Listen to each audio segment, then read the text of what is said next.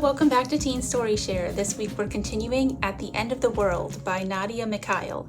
And last time we read about how Aisha's boyfriend has just adopted a stray cat for her, basically without her permission.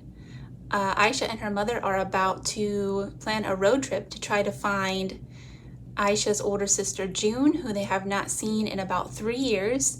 And the world is ending in just a little less than 9 months. So if you want to know more about that, the link to last week's reading is down below. This week we're reading 3 more chapters. Walter, leaving, the present. "I think I'd better go," said Walter. "Ma's expecting me." "Bye, Walter," Essa said distractedly, flapping her fingers at him. "Be safe." Essa loved Walter, in the way that most everyone who met Walter loved Walter, wholeheartedly and slightly surprised about it, like they hadn't realized they'd started when they had, but now they wouldn't want it any other way. "Bye, Auntie," Walter said politely. He waved back and scritched Fleabag's chin, used the other sink to run the tap and wash his hands, and let Aisha walk him out the door. Aisha knew exactly when and how she'd begun to love Walter. There was no suddenness about it, no tide coming in. One night, Walter had called her out of the blue, and they'd talked till dawn. Talked about what they were reading in class, but also about his parents, her muck, his fondness for trashy reality television, her favorite Tolkien novel. She told him about the time she'd fallen heavily from the monkey bars in kindergarten and gone crying to her big sister. He told her about the time his mother had forgotten about him in the Sunday market, and he'd sat there among the produce until she came back and gathered him up in her arms. She told him that she wanted to go out into the world and see every place she could, and that she always felt incredibly guilty about that desire. He told her that he wanted to be a writer and a mathematician and a marine biologist, that the world seemed so full of things he could do, but there always seemed so little time to do them. She'd put down the phone and said to herself, "Well then." And it wasn't even that she thought he was perfect. It had been 2 years. She knew he ate with his mouth open and was indecisive beyond words. She knew he was determined to wear his holy sneakers until they fell apart in the street one day, and he sometimes took his parents for granted. She knew he could be spoiled and snappish and as stubborn as she was, and she loved all of this fiercely and on purpose. From that first call, it had always been his voice, warm like her most loved armchair, warm like new laundry, warm like the Sunday morning kitchen with her mother baking, humming, alive. "Tomorrow?" asked Aisha. "Tomorrow," Walter said, bending down to nuzzle softly at her cheek, the sensation light and slightly ticklish. It made Aisha want to lean into the touch and pull back at the same time, overwhelmed with the visceral surge of yearning. Lifting his head after a moment, Walter poked affectionately at her neck, her jaw, her stomach, faster and faster until she was giggling and swatting at him. "You're a child," she informed him. "This is what children do." "It's going to be okay," Walter said in reply, putting his arms around her. He did not treat her like she was fragile, because she wasn't. He squeezed until the worry, for a moment, leached away in a trickle, slowly but so very thoroughly. It was Walter's way, certain he could do impossible things, like make all her problems disappear if he set his mind to it. He wasn't wrong. Walter, Aisha was certain, would have been no match for the world, given time. He would have written and counted and deep-sea dived, and then he would have been hungry for more. When he pulled away, Aisha could still feel the lingering sensation on her skin, the nudge of his nose, the brief brush of his lips. "I love you," Walter said, careless with it. He flashed a sweet, easy smile at her. "After lunch, 3. "All right," Aisha said. "Okay." The decision. The present. Aisha watched Walter walk away. She watched him turn the corner at the end of the road, and she watched the sky turn to pale pink and deeper blues. Then she walked back, opened their bright green door, and said, "Mock?" "In here," Essa said.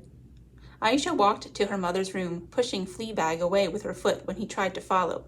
"You don't belong here," she whispered to him. Fleabag scowled, insomuch as a cat could. Essa was sitting on her bed. She looked almost startled when Aisha appeared in the doorway. "Sayang," she said. "Hungry?" "Mak," said Aisha. Essa spread her palms open on her lap and just looked at them. "I don't even know where she is." June had not made any attempt to contact them after that last day. Essa hadn't looked for her, as far as Aisha knew. Aisha hadn't, because it was June who had left.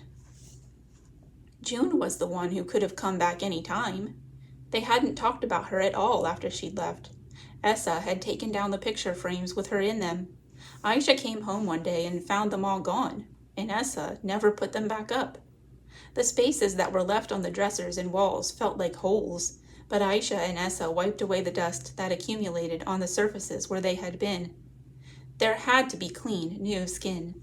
Left open wounds became infected. Losing June had hurt like a wound at first, and then Aisha tried very hard not to think about it. The scar had raised itself in time, and Aisha didn't pick at it, because it was new skin, and you didn't pick at new skin. "We can try to find her," Aisha said, and even here, 3 years later, the scar felt like it would split open. "We could. I think I know where she is, where she could be." Aisha stood there in the bedroom. If she squinted, she could easily recall the many memories of her mother curled up on this bed, under this blanket, staring into space. Aisha didn't spend much time in this room, even now, when these occurrences were rare. "We can try," Essa agreed, looking up from her hands. They didn't say, "We have to try, there is no other choice." There was only so much that the new skin could take. An explanation. 4 months ago. The world found out it was ending on just another Tuesday. "In a year," the headlines screamed. Back when there had still been headlines. An asteroid heading straight for collision. Hollywood perfect for the end of the world. It really was like something out of a movie. Sometimes it still felt like a cruel, extended prank. When the news was announced, Aisha had been out with Walter on the beach. Everything swathed in golden light, the waves coming in, going out, coming in again. They'd driven out for the weekend, phones left at home. They'd been laughing when people started screaming. Then the beach had emptied, like the tide rolling back, quick. Aisha had thought tsunami. She'd thought bombing, financial collapse, mass shooting. Then they'd gotten into the car and driven home silently, and Essa had met them at the lime green front door, and her face had been pale, her hands shaking. Aisha had realized it was all those things at once, and the end of all those things at once. Here was how the end of the world was predicted to play out. The world wreathed in fire and smoke, everything burning. Earthquakes and tsunamis shuddering, cracking, shifting what was left. Volcanoes erupting, water corrosive, the very air poison, and what was left, dark, the sun sheathed in unlight. It turned out that governments had known about it for 4 years and planned everything from deflecting the path of the asteroid to frantically focusing their efforts on space to attempting to build large underground bunkers. But when none of it seemed like it was going to work, they had all addressed their people at the same time. "These times are dark," the speeches all started. "But one thing is to be remembered. The power of humanity to come together and face what is to come is undefeated." Most of the world had watched the broadcast, a video that had popped up while they were scrolling through their timelines or across their screens during their nightly binge watch. Some people had heard it on the radio, and some on their smartwatches. Some people had woken up to the news. Most people immediately started digging bunkers or building shelters. Scientists came on the news to say even the strongest ones wouldn't be much use against a miles-wide asteroid. Trust them, they'd checked. They teleconferenced in from all over the world. "Spend time with your loved ones. Make the most of what's left. Say your prayers." Their faces had been set and resigned, their opinions reasoned and fact-checked. They were the few who had spent years desperately scrabbling, after all. That was when there was still news to watch. Slowly, it had all stopped as people gave up hope. What passed for news these days was the radio, still scrambling messages and music from people trying to reach out to the world and entertain it. There had been a time, right after the news broke, when there was plenty of violence and fury and desperation.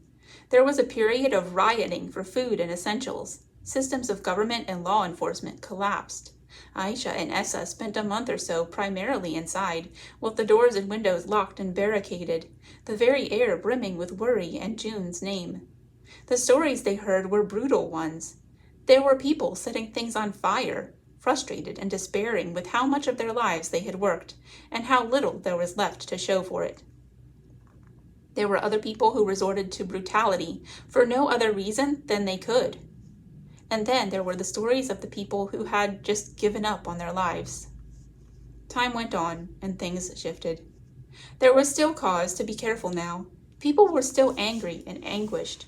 But the larger part of the world ventured out. They started stocking up, growing food, and working together to trade items. Communities were created, pockets of people who worked together to survive in the time they had left. Life settled because people realized what was important: good health, no hunger, and going home to family. People still worked at these jobs on a voluntary basis, doing their part to help. People made sure enough lines were up for people to call their families far away. People made sure there was enough medicine, food, and ways for loved ones to visit each other. If there was the occasional violence and hurt, the community worked together as best it could to protect and defend one another from it. They all knew the world would end soon. This fact might have driven them all to despair, and in fact it had driven some to utter hopelessness, their will to keep going sputtering out like a candle in a ruthless gust of wind. But many kept on doing what they could while they were still around, while life lasted. They knew what was important. They knew they were doing this for one another. All right, next time we'll jump back to the present and read 3 more chapters. I hope that you like this book so far, and see you again next Friday. Bye!